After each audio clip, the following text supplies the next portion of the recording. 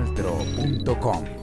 El Ministerio de Hacienda presentó ante el Congreso de la República la reforma tributaria que tiene como novedades el impuesto a las bebidas azucaradas, subir el IVA del 16 al 19% y castigar con cárcel la evasión.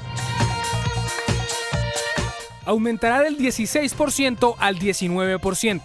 Los celulares con un costo inferior a 650.000 pesos no tendrán IVA. Los servicios de Internet no tendrán IVA para estratos 1 y 2.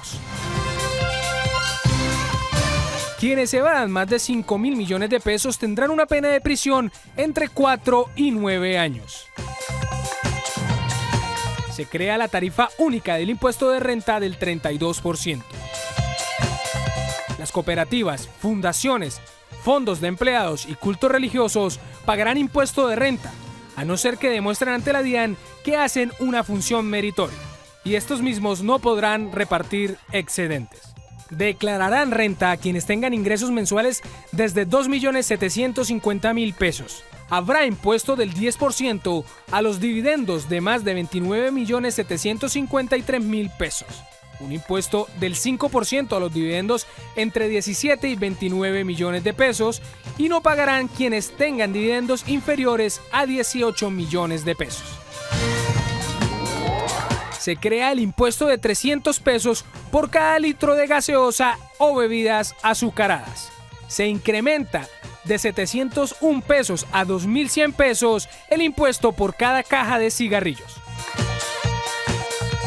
Se crea el impuesto del 1% para pequeños comerciantes con ingresos entre 43 y 104 millones de pesos.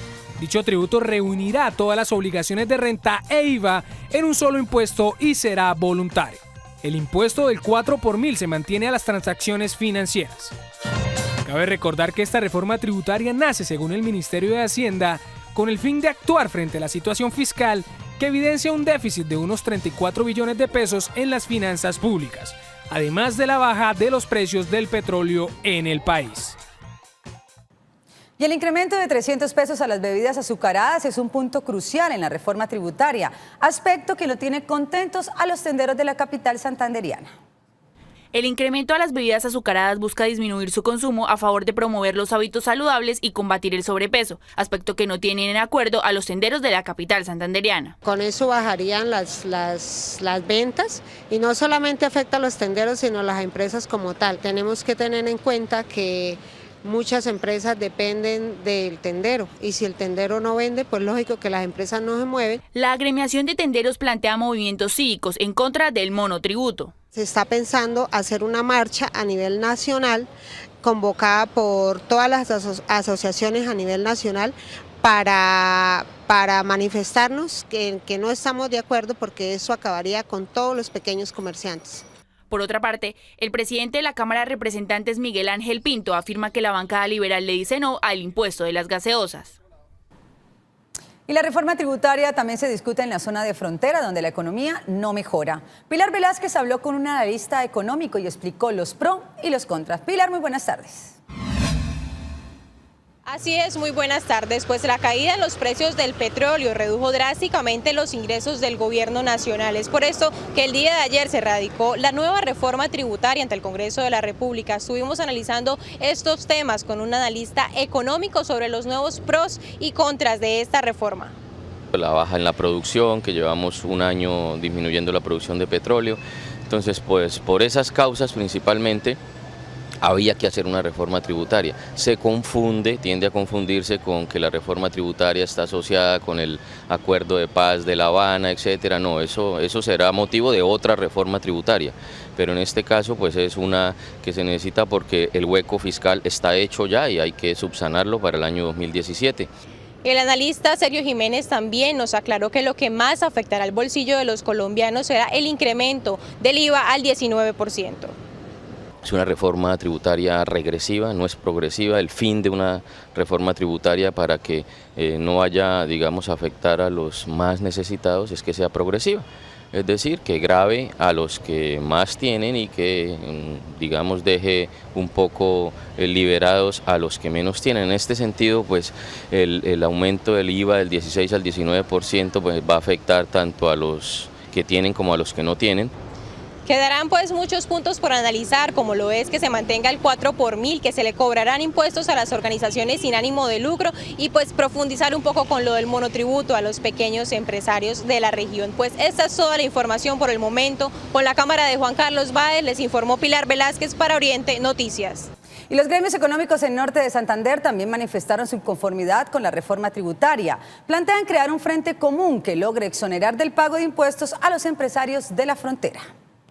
Como lapidario cataloga el sector hotelero los nuevos tributos que deberán de pagar con la ley que empieza a tramitarse en el Congreso, ya que los pagos en servicios públicos los tienen casi a puertas de presentar saldos en rojo. Nos atiendan como la industria que somos y nos quiten esa sobretasa, porque es un gasto fijo como otros más y como aquellos impuestos que sabemos que van a colocar, pero que nos atacan directamente los resultados económicos de las empresas. Y lo vuelvo a repetir, eso tiene repercusión directa en que el índice de desempleo va a incrementar, porque una empresa tiene que tomar medidas y nos están obligando a tomar medidas drásticas. Y las medidas drásticas es la disminución de los costos fijos.